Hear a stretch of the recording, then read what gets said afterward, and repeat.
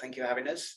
Yeah, so this is our team. As you know, I'm Sandy Chadha, CEO of Supreme, and next to me is Suzanne Smith, who's CFO. And you can see there's a head of every category, and these divisional leads lead our divisions, whether it's batteries, lighting, vaping, or wellness. Okay, so yeah, so Supreme, basically, the people that don't know, is a fast-moving consumer goods business. We're in 4 main product categories: batteries, lighting, vaping, and wellness. Our main areas is that we are a brand owner, a licensee, a distributor of fast-moving consumer goods. About 70% of the profits that the company make are made from our own manufacturing plant in Manchester, employed by local people from the Northwest.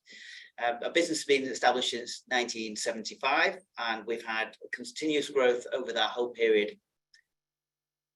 If you'd like to move on, Hannah. Just to touch on the key investment highlights, why we think Supreme is so special. And we've covered these before, for anyone that knows our business. Our business model is unrivaled. And by that, we mean our shared platform of overheads and warehousing and distribution that Sandy will touch on in a moment. As Sandy said, we own a lot of our own brands. We're also a manufacturer. That enables us to control a lot more of the supply chain and really drive and expand gross margins.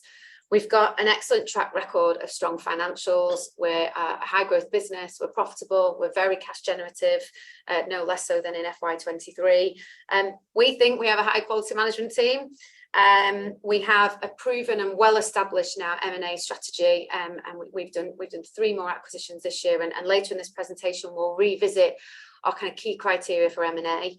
But it is something we've been doing that for a long time, and it's something that we've not had success in kind of accidentally. It's definitely a proven strategy, and we have a customer proposition based on value. So we hear frequently that the markets that we operate in are highly fragmented and very competitive, but the way in which Supreme sells, which is really on price and on value, it's not half as populated in that part of the market, and it's a part of the market that we feel like we're in a very dominant position. And then we have diversity. We have diversity in our product portfolio. We have diversity in our supply chain and our buying programs, and that naturally de-risks our business. When our vaping category is in growth, there are completely different market factors, independent market factors, that will be driving elements within our wellness category and our lighting category. If COVID isn't a macro factor that affected the entire business in the same way, then we don't really see that there ever could be. So that really helps to de-risk our overall proposition, and retaining diversity in terms of our customer base and our product base is something that we will continue to do. Let's move on. Okay, so the people that don't know, we are a vertically integrated business, and we have a very strong shared overhead base. The 4th graph down in yellow is the bit that's all shared. So even though we're in batteries, lighting, vaping, wellness, we share the warehouse, the buying function, the sales, the marketing. And this gives us a really good advantage over our competition that may have all these overheads, but only for one category or one division. So I guess that's one of our USPs, is that we have this platform, and we're able to establish and leverage this platform, not only just inside our company, with our customers too. So of our 3,000-4,000 live customers, penetrating about 40,000 retail stores, up to 500-600 customers buy virtually all 4 of our product categories, which means that we cross-sell exceptionally well. Our delivery costs on our economies of scale of getting our products to our customer is also very efficient. This, as I say, is one of our strongest points. And when we add a business or add a category, like we're going to talk about the new deal that we've just agreed, that comes into our revenue and into our platform, and there's very little overheads associated with it, which means that the sales and the gross profit fall straight to the bottom line, and we're able to grow quite quickly our profits from a low margin. Thank you, Hannah. Okay, so we're going to take you through the detailed financial slides much later in the presentation. For now, we're going to cover some of the highlights. So they are, as they're on the screen now, 19% revenue growth. That's been derived virtually 50-50 between our underlying growth in our core business, so organic growth, and the other half has come from the M&A that we conducted during the year. And that is typically how we expect the business to grow in the more longer term as well. We know that both of those elements will give us equal opportunity for growth. So it's nice to see that that's happened quite so perfectly, I suppose, in FY23. We will go through a category by category analysis later to talk about the growth that we've seen in each of those categories. But I think the headline is certainly that vaping has been the outstanding performer in the business. It's grown 75% year on year, and it generated £76 million of revenue in FY23. How did it do that? Well, really in equal measure of three pockets. So a third of that revenue growth has come from M&A. Which again we'll talk about in a little bit more detail. Another third has come from new product development. We've launched a range of disposables in the year, and the other third, which is probably the most important actually, is that our underlying core business, our hero products, our 10 ml bottles in particular that we manufacture kind of 60 million plus of each year, that part of our business has continued to grow unaffected by the NPD or even the M&A that we've done alongside it. Our HMPPS contract has also continued to grow as we've displaced competitors. So we've seen growth right across the category. It's not just a kind of one-trick pony. If we move down onto EBITDA, we have seen a setback in EBITDA. We've generated 19.4 million this year versus 21 million the year before. What's really important, however, is that we highlight the factors that have driven that downturn in EBITDA, and more importantly, highlight that they are all temporary in nature. So we attribute the EBITDA to three factors, really. One is the inflationary pressure we've seen in our wellness category. So you'll be aware that the cost of whey doubled, and at some points in the year will triple the prices that we'd seen before. And that put real pressure on our gross margins in that category. We strategically chose to absorb a lot of that pricing pressure ourselves rather than passing it on to the customers in a bid to retain longer term relationships with the customers. And that fell through down to EBITDA. What's important, however, is that whey price inflation is now in recovery, and we've seen that in Q1, and that adds to one of the reasons why we're so positive about our outlook going forward. So yeah, we're seeing that reverse. So that's the temporary factor. The second thing is that we bought businesses in FY23. Those businesses come with an associated overhead base, and those overhead bases we typically absorb for a number of weeks or months, depending, or even years, depending on the type of acquisition we've done.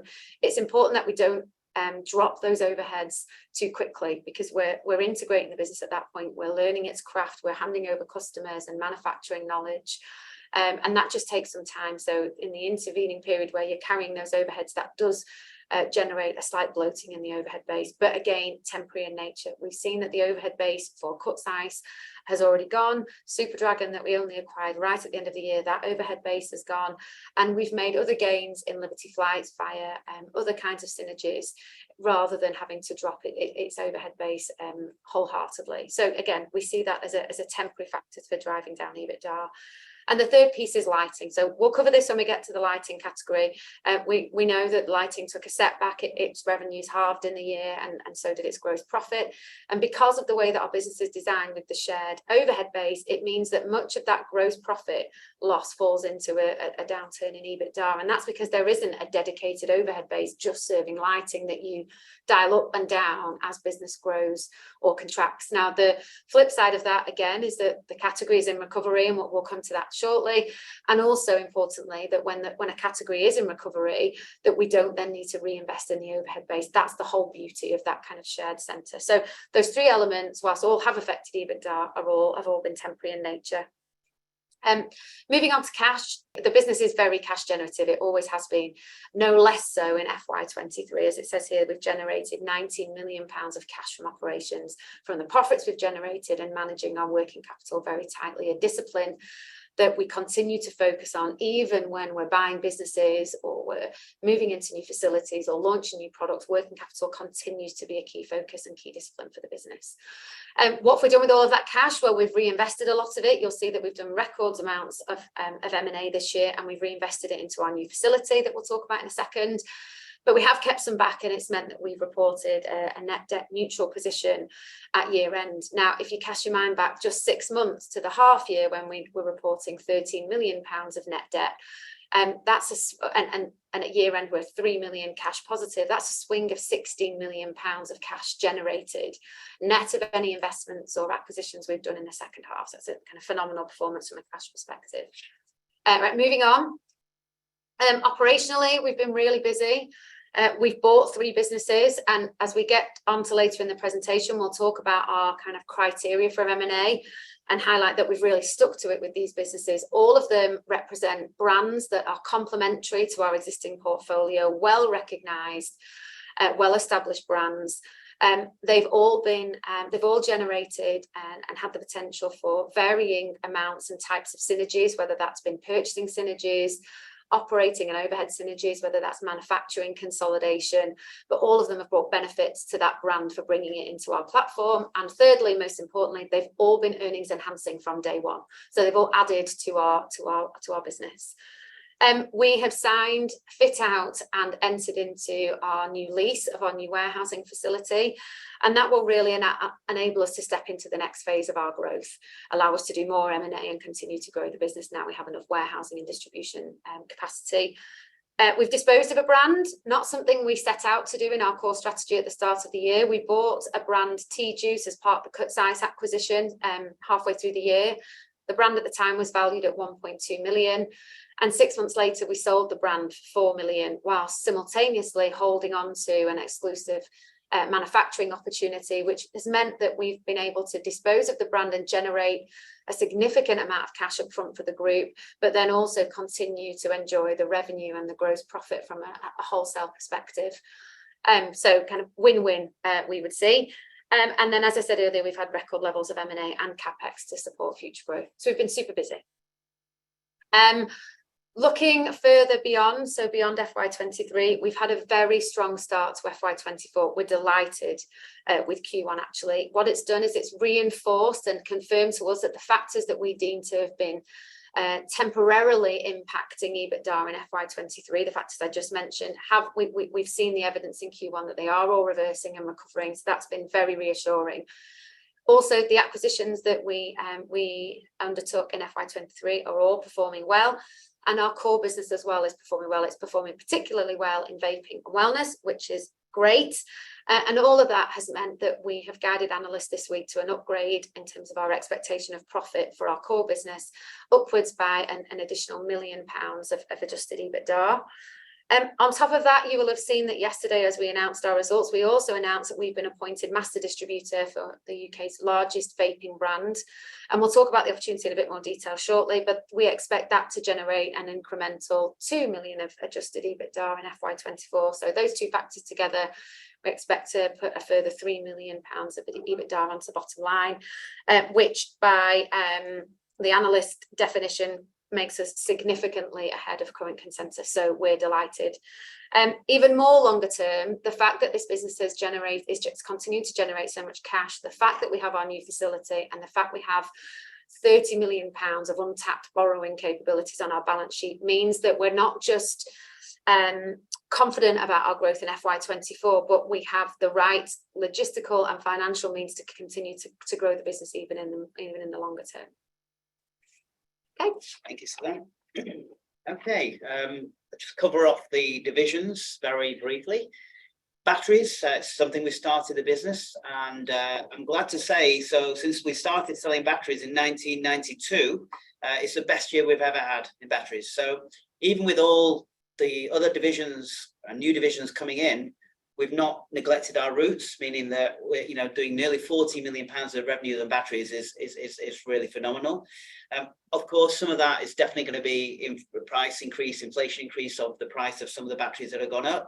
But either way, it's a really positive result on batteries. One thing, batteries and margins is relatively low. It's 11%. It's where we started the business. It was 11% then. But what batteries does, it gets us in front of thousands of retailers. It's an opening point into thousands of retailers across the UK in various sectors. If you think where they're sold, batteries are sold in supermarkets, toy stores, convenience, petrol station. There's certain discounters right the way across the spectrum. So it does help us achieve a really good distribution network. So that's why batteries are still quite important to the company. Moving on to lighting.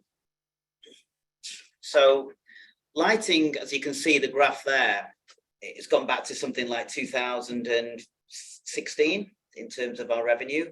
And we feel that this year it's coming back to about 19.5 million. So we've seen an upstep about 20-25% coming back in 2024. We've mentioned the reasons why this dropped off. We've not lost a single listing. We've not lost a single customer or a single SKU in any of the stores. This is purely down to the long COVID effect of retailers overstocking because the sales were really strong, containers not being available, all the stock, factories being in all over the place. It's become a resettling. This has been the only negative factor of Supreme this in the last couple of years. However, this is on the way back, and when it dropped, it hit our EBITDA, and when it's coming back, it will increase our EBITDA the same way. So it's still very important for the Supreme Group, the lighting division, and we see that this is going to continue to come back and may hit to the £25 million mark in the next 2 years. That's what we're hoping anyway. Covering off the wellness, as you can see, 16.7 million that we ended the year on a year that was probably the hardest year ever for the division. So the raw material prices increased significantly. We had to reformulate, we had to repackage size some of the products, we had to lower our margins, and we had to adapt. And to still be ahead in terms of revenue is still really strong because we've not lost a single listing either. This year, we're seeing a decent growth on that number, and I think the analysts have it in over about 18, 19 million. So we believe that the margin's also going to grow, and our revenue's also going to grow. This area is dominated by the powders that we make. The vitamins are about 2.5 million of the revenue, so something like 15% of the overall wellness category is vitamins. The rest is powders, drinks, protein bars, snack bars. This is an area where we are actively will be seeking acquisitions and potentially distressed acquisitions in this area, and this will help us rebalance the portfolio with the runaway of vaping. We want to try and balance a portfolio of having at least a 50 to 100 million pound wellness business in the next couple of years. I think there's nothing else to cover. I'll love to hear your questions in the Q&A on this area. Moving on to vaping, the next slide, Hannah. We virtually doubled our turnover last year, and it's been, as I mentioned, Suzanne mentioned, a third of that's been some of the acquisitions where we've lost some of the overheads. One of the acquisitions was Super Dragon. It's an acquisition that we didn't update the city because it was relatively small. It was about £2.1 million acquisition, and that was to make a private label into a well-known discounter, which now means in the discount sector, we have virtually 100%, 99% of all distribution with our 88 vape. There is no other competing brands in the discount sector. This business also, as I mentioned, 1/3 growth came from acquisitions, 1/3 came from organic growth, the 10 ml bottle, the prison contract, the general trading of our business, and 1/3 came from MPD, which is the disposable, mainly disposables. The disposables represent about 10 to 12 million of the revenue of the 75 million. So it is, 10-15% of the overall revenue. It's the disposable has grown from a standing start and is still growing. Overall, we are delighted with the results, and we're delighted with the Q1 results. Again, in the 3 areas, all performing superly well from the year 24 that we're in now. Again, there's going to be lots of questions on wellness around regulations around the government, and what's possibly going to be happening. I'm going to cover those in the next few slides. If you'd like to move on. So just before we get into regulation, actually, and probably the topic that you're most interested to hear about, let me just reiterate the M&A piece on the back of the vaping update, because of course all of the M&A that we did in FY23 was in the area of vaping. So just to remind everyone of our M&A kind of strategy, and FY23 really cemented that strategy. I think all three of the acquisitions were in line with that kind of blueprint for M&A that we set out a few years ago. So how does M&A work at Supreme? We go in search of brands that are well recognized brands that would fit and complement our existing portfolio. Those brands are typically brands that are sitting in businesses that might not be managing the brand so well. It might be that the business itself is struggling, just might be underperforming. And the idea is that we'll bring those brands into the Supreme portfolio. A benefit and an additional benefit would be that if we could manufacture it, or that we could somehow take control and add value to the supply chain. And the other key criteria is that we have to see that it can demonstrate it can be earnings enhancing right from the start, tolerating even a 6 month or 9 months drag on our kind of cash or our overall profitability is kind of a non-starter for Supreme. And the 3 deals that we've done this year fit that criteria really well. As I mentioned, they're all great brands, they're all earnings enhancing, and they all gave us some kind of synergistic benefit to some degree. 2 out of the 3 have already been absorbed into our Manchester-based manufacturing facility, and we plan to do the same with the 3rd. So we've really stuck to our guns in that sense. And how does M&A look in the future? Well, we didn't set out at the start of the year to do all of our M&A in vaping. It wasn't a plan to grow vaping beyond and kind of outpace the growth of our other categories, because our M&A to a degree is opportunistic. You know, we can't determine when a business might come into difficulty, but M&A is certainly a lever that we see that we can pull to help us rebalance our portfolio. As Sandy said, we often get asked the question, so what areas do you think you see M&A in? Theoretically in wellness and maybe more in vaping. Certainly wellness is the focus, but you know, if a great deal that fits that criteria comes along in a different category, then you know we would definitely certainly assess it. And now we've got the means within our warehousing, and as I said earlier, the financial sort of capabilities with the untapped borrowings on our balance sheet, then we don't really see M&A slowing down or that really changing. Yeah, no, thank you. So moving on to regulations, just one point actually, I'm not sure if people appreciate that. Even though our revenues last year was 155 million, we sold more than 400 million products. So 400 million products were sold in the last 12 months, because our average price is anything between 30 to 70 pence of our products. If we improve the margin by, not a percentage, but just to add 3 pence on every product we sell, adds 12 million to the bottom line. So what I'm saying to you is that scale is so important for increasing margin by making tweaks. Even reducing the price 3 pence does the same thing. So I just want to give you the scale of the amount of products we sell, and a load of these products all sit at the bottom end of the market in terms of the actual retailers' lowest price point, entry point, with good strong brand names, good quality, but at very low prices. Okay, moving on to sort of government and the government regulations. There's been a lot of media about the 2 issues with vaping. One is the teen uptake, which is come about in the last 18 months, but more predominantly in the last 12 months. The second one is the environmental aspect, more rolled around the disposables. Again, actually, both of them roll more around the disposables. So the government are aware of this, and Neil O'Brien recently said in an article just recently that he wants to promote and stop people from smoking cigarettes and move more onto vaping. That is clear in their strategy, government strategy. But at the same time, he wants to stop or reduce the number of youth uptake of vaping. So Supreme started vaping in 2013. And when I came across the idea of this, as in our heads and in what we were looking at is to stop people from smoking cigarettes and move them on to vaping. we never once thought, or never once was a plan that we thought there'd be a whole new generation of vapors. It didn't even cross our mind. So I think over the first 10 years, that hasn't been an issue. I mean, we've grown and we've every year taken up people away from cigarette smoking, that half the people die that smoke cigarettes from smoking, and move them to vaping for a better life. However, in the last 12 months, there's been an epidemic that has been that we've now had to readdress and look at the situation. So the government are looking at how they can actually help and keep people from smoking, adults from away from smoking, but then stop children.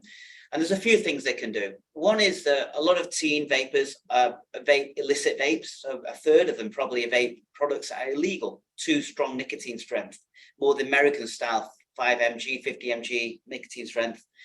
They also able to obtain e-cigarettes or vaping from non-licensed or stores that shouldn't really be selling vaping.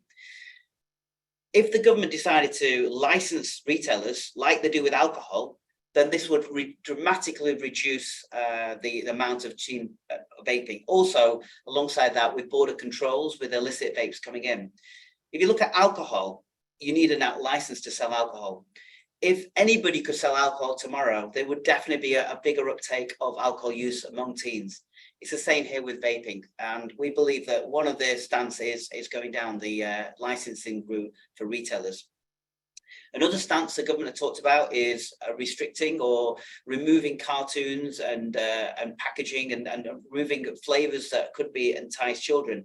We agree with all those ideas. And if you think about it logically, if there is 1 million vapors today and they don't smoke and they are vapors, and there was restrictions in what's going to happen, the vapor have 3 choices. One choice is that they give up smoking or vaping altogether and go cold turkey. The other choice is they carry on vaping, but with a reduced number of a range of SKUs that are available or flavors that are available. Or third, they go back to cigarette smoking. I don't think they'll do the third one, and that the government certainly don't want, and we don't certainly want that smoking uptake will increase. In Australia, the Australian government has had restrictions on vaping to a level where cigarette smokers now is growing again. So it's certainly not working in Australia, and we realised that already in the UK. I'd like to move on to the next slide. The government are in an area now where they are reviewing the whole area, the whole sort of children and the environment. And in the next 6 to 12 months, I think there will be some announcements of how they're going to tackle this. I think they'll be along the lines of what I've said. Let's see. I think the other thing is that you've got to remember is that whatever the government do, there will be a long time frame for this to happen, and we will adapt accordingly. As I said before, there is a strong chance that still our core market of smokers, of vapors that are there, will continue to carry on vaping and choose 88 Vape for their brand. We don't believe that this is going to have a negative impact on our main core product range. Moving on to sort of things that we're doing as a company, as Supreme are doing. So part of the Elf and the agreement with Lost Mary into retailers such as Tesco's and some of the other big supermarkets is that we compliance check not only with our own lab, which is VM Labs, but also a third-party ISO lab approved. And we compliance check all products coming in the country on virtually every batch that comes in. And what we do is we take away samples from every batch and we send them off, and they check for 3 main things. One is the 2 ml fill, which was the problem early on in the year. 2 is they check for check for any illegal substances, any lead, any wrong metals, or any for any formaldehydes. Vaping nicotine products has 0 tolerance for any carcinogenics. There is no carcinogenics in our range of products and shouldn't be for tobacco directive. We screen for all those and make sure none of those are being put in by accident. We also screen for strength. We make sure that the 20 mg limit is adhered to. So those 3 things are the things that we're going to be doing as a company, not only on our own products that we import, but also from third-party brands. And this is part of our compliance checks that we're doing. On the recycling side of it, we already pay over £1 million a year to the government on the collection, and we are actively involved with Valpak and other sort of recycling companies to help collect and restore not just vaping, but also batteries as well, the general batteries that we sell. I'd like to hear more questions on this. I'm sure there will be, and I'm more than happy to answer honestly as I can to what I know today.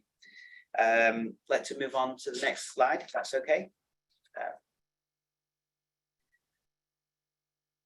Elfbar, the Lost Mary, the opportunity.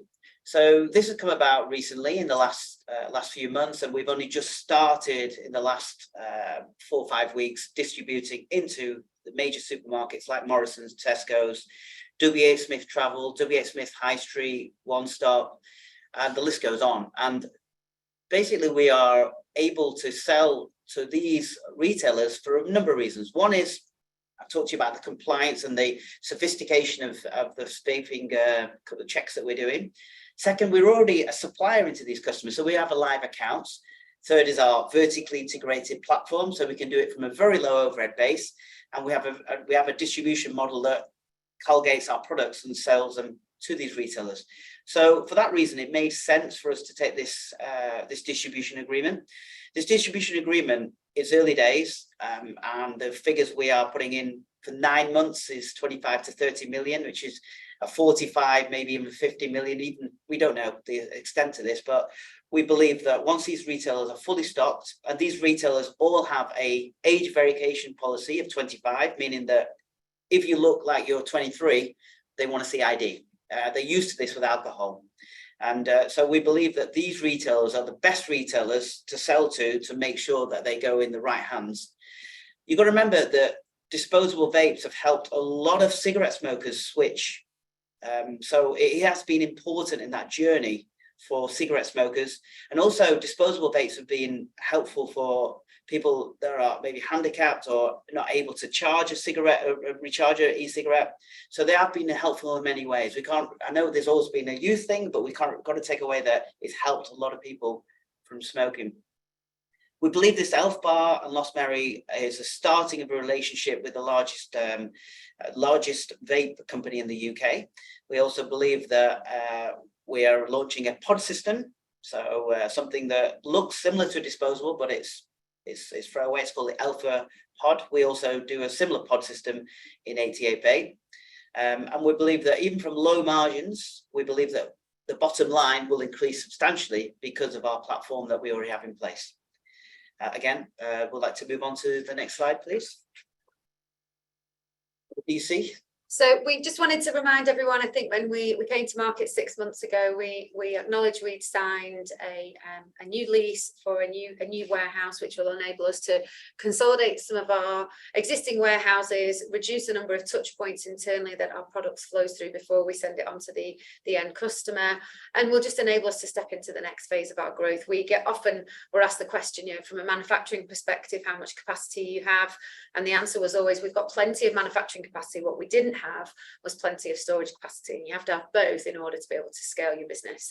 Now we do, and in 6 months that warehouse has been fitted out and kitted out, and we moved in there just a week ago, which was an exciting time for the business, and again further adds to this delight that we have for the Q1 performance.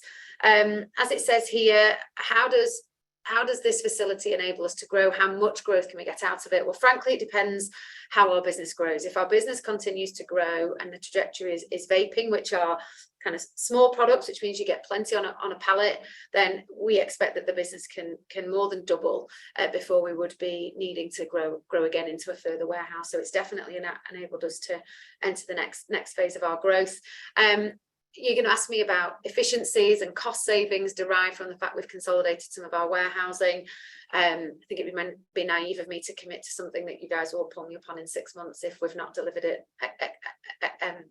as accurately as we had intended. So I'm going to save those, but undoubtedly the efficiencies are improved, the touch points are reduced, and the speed with which we can get product out to our customers has improved as well. So another element to kind of the operational progress that we've made in the year. If we move on to the financials, I think given the detail with which we've gone through the category by category analysis, I don't think any of this will be kind of new information at this point. So I think it's really a roundup. So as I'd said at the start, the business has grown revenue 19%, 50-50 M&A versus organic, the outlier being vaping, which has grown the fastest. We talked about gross margin across the various categories and how that's evolved. What that has meant on a blended basis, that gross margin has reduced from 29% to 26%. However, in absolute terms, it's obviously increased, and that reduction has really been through the sales mix within our vaping category. So more products in that category now that we aren't manufacturing, so that we've purchased from China, and also the inflationary pressure that we've seen in wellness. We've seen a £4 million increase in our overhead base. Almost 3 million of that was attributable to the acquisitions, and as I mentioned earlier, temporary, and I think it's important that we remember that. £500,000 of it is increased selling costs, which when you drive up revenue 20%, your selling costs increase directly in line. And the remainder of that increase we can attribute to some of the pockets of inflation that we felt in our overhead base. So you will have seen in our results yesterday that we instigated a business-wide cost of living crisis out of cycle pay rise, which meant that more than half of our staff got a 10% pay rise. It was the right thing to do for our staff. Of course, that's meant that there was a slight increase in overheads. And we also saw some increases in kind of transport and other elements like utilities. So it's not a bloating of the overhead base. It's not this business getting fat. It never is. Just like the discipline that you see, we talked about earlier in working capital, the same discipline is applied to the overhead base. And when that overhead base serves the entire business, it's even more important that it's cost effective. Segmental, I'm going to push over and we'll go on to the bridge, which is the next slide. Again, this just sums up how revenue has evolved. You'll see that the largest part of that growth has come from vaping, both in its organic form and also with the acquisitions. And you've seen there that the dip in revenue was attributable to lighting, which we know about. And then if we move on to EBITDA and how that bridges, the additional EBITDA has come from the acquisitions, of course, from the incremental revenue we've seen in vaping. But then just as I mentioned earlier, those red blocks come largely from temporary factors. So the dip in lighting revenue, we've seen that recover. The overheads attributable from acquisitions, we've seen that reverse, and then the wellness margin pressure. So the greens will continue to be green and the reds hopefully will reverse. Nothing really to tell you about a balance sheet. If anyone's got any specific questions, of course, I'll talk to you all day, but I don't think we need to press on it other than to say that you can see that our fixed assets have increased substantially as a result of signing the new lease. And also that just really underlines how working capital has evolved year on year, 26 million last year versus 17.9. And then obviously we're really proud of our net debt position as well there, that you can see that's come right down. Our cash is up and our borrowings are down. And then on to cash flow, as I said, we've generated records amount of operating cash this year, 19.3 million, and we've reinvested a lot of that into CapEx and in M&A, and has meant we've generated a net 3.5, and that's allowed us to be even better than net debt neutral. Actually, we've got 3 million of net cash on the balance sheet, and that was helped in part by the £4 million disposal of the Tea Juice brand. I'm conscious I've canceled through that. If there are any specific questions, then please do reach out to me and I'm happy to answer them. I'm just conscious that people who want to talk about more interesting things than our balance sheet. So in summary, FY23 performed as we had guided you, as an analyst had guided you, and as we'd expected. We saw a phenomenal performance in vaping that led to a really high level of cash generation. And we've started the year phenomenally well. We're very excited by Q1, both in terms of the core business, the acquisitions, and now the Elfbar and Lost Mary opportunity. And all of that's meant this kind of significantly ahead expectation line. So yes, delighted. So I mean, people know the analysts have about 194 million in revenue for next year and an EBITDA of 25.6. So spelling it out for people that want to try and hunt for it. Lots of questions. Let's start with Elf and its impact on your working capital. Can you give us a little more detail? Yeah, we can. So we have put, you'll see in our note that we've said that we think the revenue that the opportunity will generate is 25 to 30 million. We expect, if that is the case, that we will need to invest about £8 million into working capital.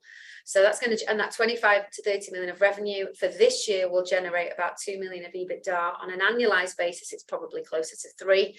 So that gives us a return on capital of about 30 to 35%. That being said, and as Sandy kind of alluded to earlier, it's really early days in the opportunity. We're really excited about it. We're going to do 2 things. We are reporting that distribution arrangement separate to our core vaping business. It's a different business model. There's different drivers, different metrics. So we're going to report that as a segment away from our core vaping category so we can all keep an eye on it. As the revenue and EBITDA expectations rise, which we hope they will do as we really get into this contract, so too will the investment in working capital. But that ratio of that 30-35% return on capital, we expect that to stay at that level. Yeah, debtors and stock really are the 2 main areas. Okay, thank you. Can you give a flavour for projected gross margin percentages over the next 2 years, and the same for operating profit margin, trying to understand the impact of the new distribution opportunity? Yeah, that's fine. So I think rather than going to category by category, we'll be here all day. The blended gross margin this year has gone from 29 to 26 as a result of the inflation in wellness and the sales mix, particularly in vaping.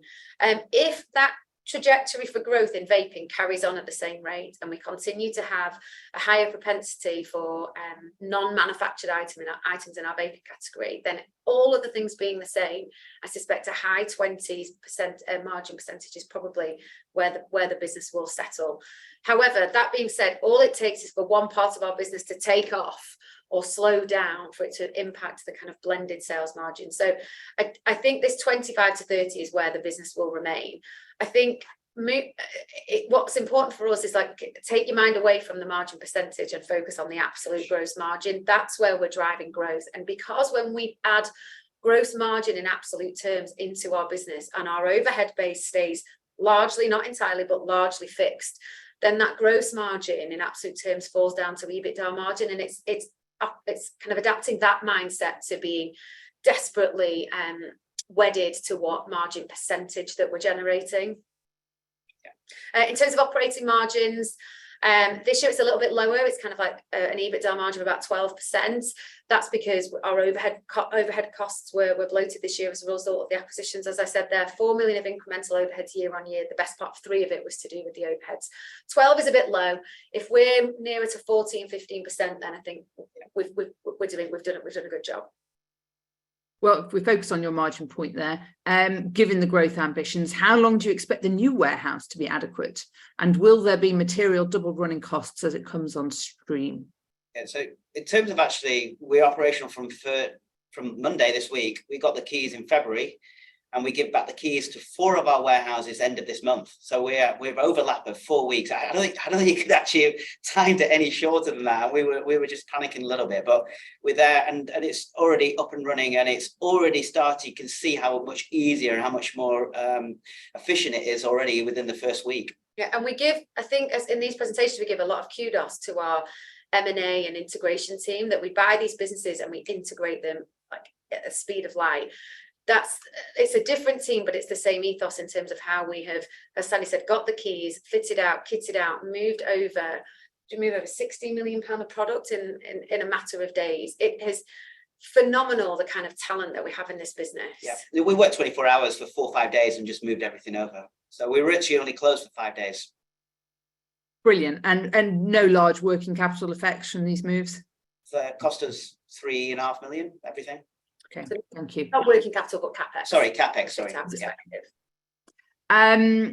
Disposable vapes, what percentage of their sales, I suppose you could do, are they now, and then perhaps we, look forward to a post-elf or a new elf world, because obviously concerned around them being banned potentially in due course. So in the year we've just done, 12 million pounds of our revenue came from disposable vapes, so 12 million of the 155.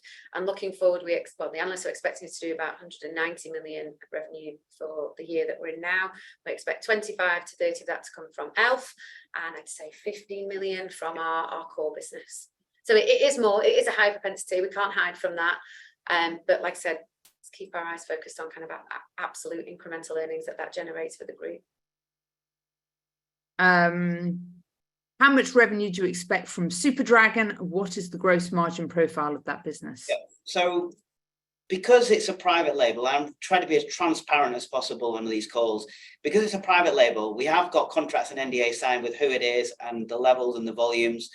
Unfortunately, we can't say that. You can talk about the contribution to the bottom line, I guess. But... Yeah, the margin profile is exactly the same as the margins that when we're producing 88 Vape. It's priced very similarly. In fact, we'd say it's probably the only competitor at kind of the discount level of 10 ml. So the margin profiles are the same.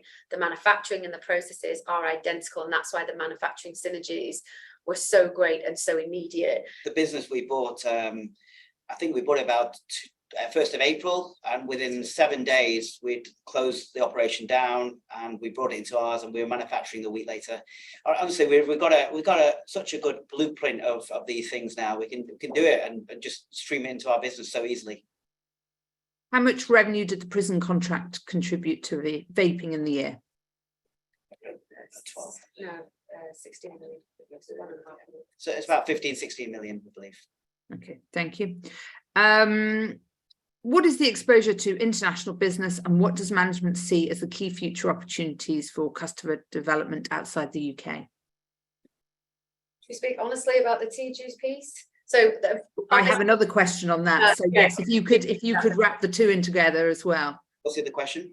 Bear with me. It was around tea juice and then the cross-selling opportunity in Europe. And whether, obviously with the disposal of tea juice, how you were going to continue to drive that forward. Yeah. So the partner that we have, LVP in France, we've got now, I say it's a really close partnership, because we are the manufacturer for a brand they've just paid £4 million for. And what they want to do is really clear, because they paid so much for the brand after such a short time of us owning it. They want to grow not only the tea juice and the Red Astaire, but all our portfolio of products in the vaping category in France and in Europe. So we're going to work close with them. It's early days. To start off with, the first priority is Red Astaire and tea juice range, and they're expanding that, and they're adding more SKUs and adding more variants to the range. So that's the first stage. The second stage is looking at other opportunities, again, across the vaping, we're discussing all sorts of things. I mean, they are huge on hardware, and they're asking me, like, why don't you, look at hardware in the vaping industry? Because it's such a big market. You don't touch hardware. It's not something we looked at. It's just something the guys opened our eyes to, really. The opportunities, it's ongoing. We just don't know exactly the number. I can't put one today, I'm sorry. Okay, thank you. I think a few more questions here on the potential reputational threats around vaping. So to try and put it on a positive spin, would you consider being a leader in lobbying for age verification in Westminster is one question. And another one is, have you looked at opportunities to diversify away from vaping, which might give you a higher rating for something that's perhaps not as palatable to all investors? I think yes to both of those. In terms of age verification, I mean, all websites and all retailers need to have age verification to sell vaping products. That's how the law is, and that's how we do.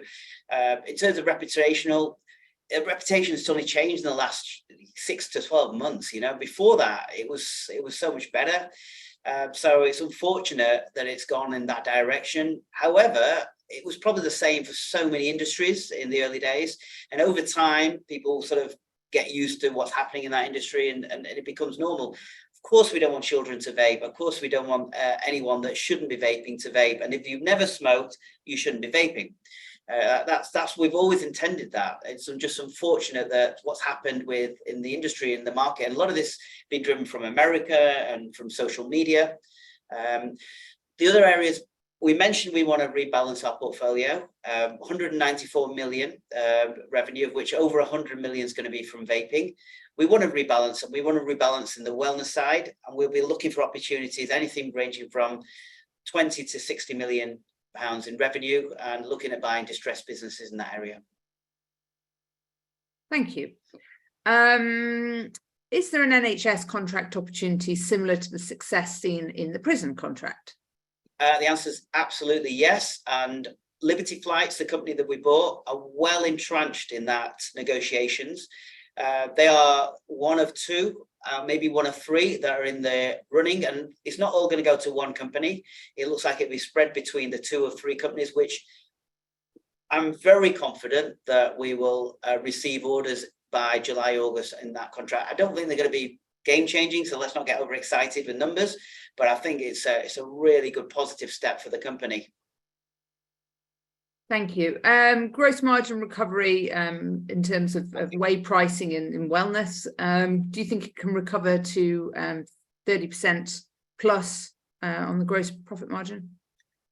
It's definitely in recovery, and it's a far way through that recovery from a commodity index perspective. That will take some time to work its way through our supply chain, into our manufacturing, and then into our sold margin. So it's not going to happen overnight.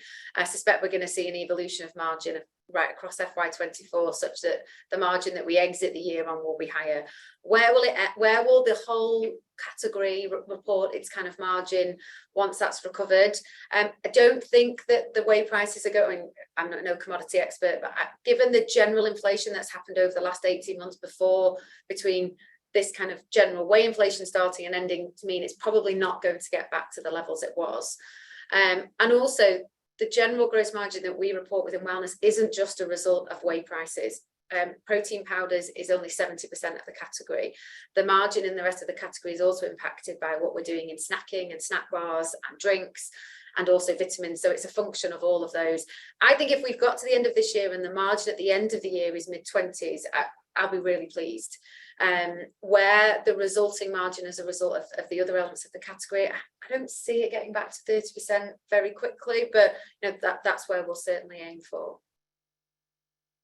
Thank you. Couple of questions on cost of capital, giving rising interest rates. One, have you changed your hurdle rates for investment and M&A to reflect that? And two, I guess, has it introduced further hesitation? There's still appetite there from yourselves? Yeah, so how are interest rates affecting us right now? Not very much, given we had no debt at year end, so that's a nice kind of smug position to be in, I suspect. The returns that we get from our investments are not marginal. They are, and I don't want to use the word transformational, but they're all significantly earnings enhancing. If we are deciding to do or not do an acquisition as a result of the interest rates, it's not the right acquisition for us. These are not, it has to reach a specific threshold. They have to be earnings enhancing. We ideally want to pay it back in 2, if not, a year. Somebody's saying 2. I'm saying a year. I'm saying 2 years. Like we're not at the point of discussing whether interest rates are going to make these worthwhile or not. When we're talking about and targeting businesses, it's because they are the right complementary fit to our brand portfolio, because we can see massive amounts of synergistic gains, not because the rate of interest has gone from 4.5% to 5%. Thank you very much. Can I ask, what is the regulatory situation in France regarding vaping? So the regulations in France are very similar to UK in terms of they are the government's very supportive. There's a very big smoking population in France. France is the second biggest country outside UK in Europe to be vaping, and they are pretty good actually. There's no major restrictions there.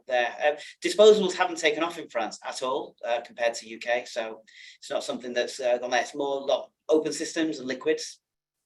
Okay, helpful. What EV/EBITDA multiple on your stock might entice you to do a buyback instead of a dividend? And do you have authorities in place to do so? And how would it affect Sandy's percentage ownership? Well, it increases it, doesn't it? We do buybacks. Yeah, but I think you've got to decide on, well, if you've got amounts of cash and you want to grow this business, you've got a few options. You've got one is you can invest it into buying more businesses, and we pay backs in a year, 2 years, so you really are getting a benefit of that. 2 is you can buy shares back. 3 is you can pay a dividend. To be honest with you, at this stage, whilst the opportunity is there, we'd rather grow the business than use that cash to buy shares back. It's great. It increases my shareholding, increases my dividend, increases everyone else's, maybe let their shares in the market, the price may go up. But is it the best use of capital? That's the question I asked. Thank you. Yeah.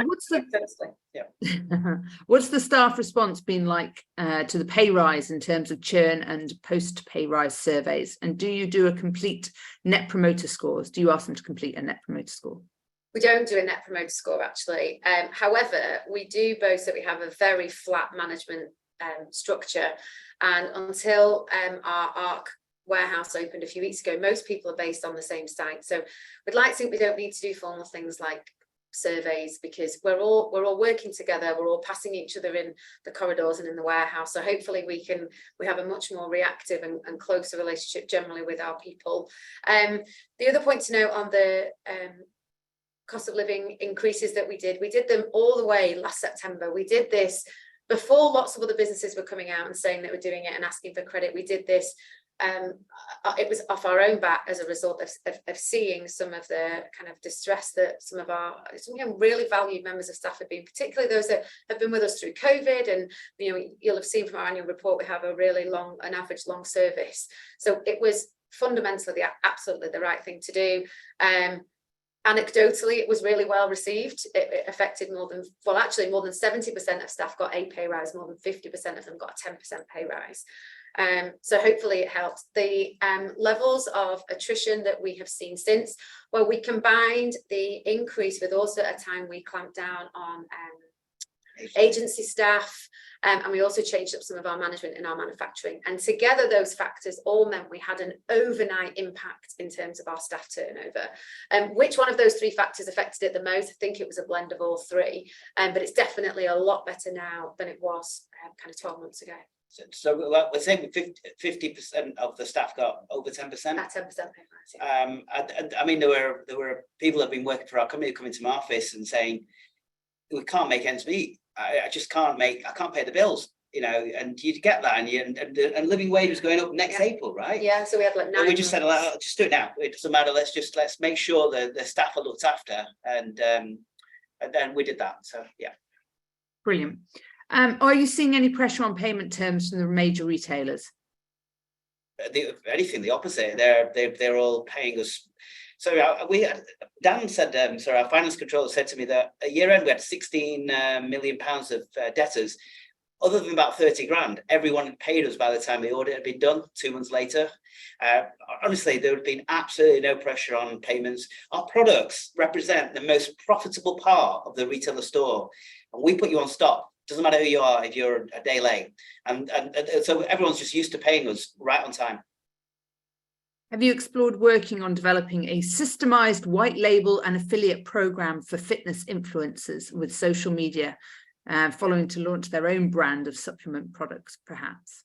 So we've not done a white label, but we are kicking off a whole new Cymex and Sea Lines incentive marketing program. Both really detailed marketing strategy for the next 6 months to see how it goes. They're starting in the next couple of weeks with a celebrity. It's all wrapped into our budget for this year, and we're really excited. It's not quite a white label sites that we're doing with our products, but it's something that we definitely should look at considering. Yeah, the only problem with doing it on a white label basis is that that's a whole range of different packaging, different SKUs. I think it means that our products but on someone else's site, so it looks like they're on the Cymex site. So not under a different brand that they come to. Okay, because that would just be totally inefficient. Yeah, we're not going to promote white label in terms of how we know white label is when we make it a third party private label. This is more, I think, using our platform on other people's websites, really. Now that you're getting closer with supermarkets, what kind of white label opportunities, speaking of white label, might be possible in the future? The other white label. The other white label. To a well-known supermarket for their private label we're actually in the last 2 bid for their lighting business. It's quite substantial. The beauty is that we can sell more to the existing customers. It's so much easier than it is to find new customers. So there is opportunities in supermarkets for certain white label. I'm conscious of the time, so I'm going to make this the last one. In the past, Sandy, you've taken your business private again from private equity. Are you committed to staying on the market? 100%. Yeah, I mean, you look at our numbers. I'm just disappointed that the share price is not going up as much as the profits are. But I think what happened with the private equity was an isolated time. I'm 100% committed to grow this business in public markets. Keep putting out statements like the last one. I'm sure it won't be a problem. Thank you both for your time. A reminder to everyone to fill out the survey coming your way. And we look forward to further updates. Thank you. Thank you.